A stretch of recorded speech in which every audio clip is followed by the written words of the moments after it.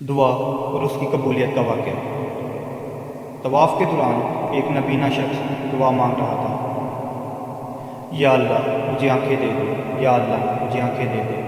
اتفاق سے اس دوران حجاج بن یوسف بھی طواف کر رہا تھا۔ اس نے اس نبینہ کی دعا سنی تو کہنے لگا، تو کب سے یہاں دعا کر رہا ہے؟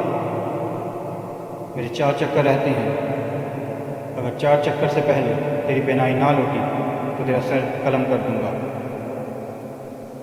حجاج بن یوسف کے ظلم و ستم کی داستانیں لوگوں میں معروف تھی۔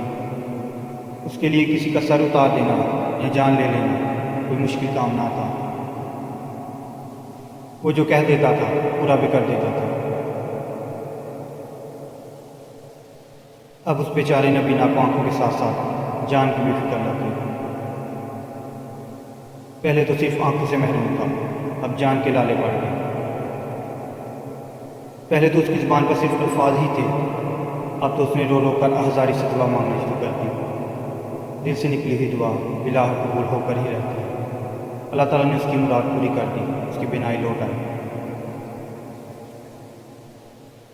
حجاج بن یوسف نے جب یہ دیکھا کہ اس کی بینائی واقعی لوٹ آئی ہے تو بولا،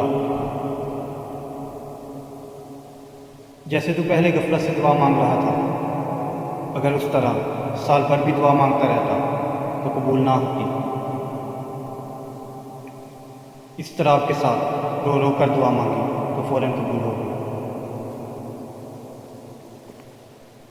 حکایت و واقعات، واقعہ نمبر 131، دعا اور اس کی قبولیت، صفحہ نمبر 186۔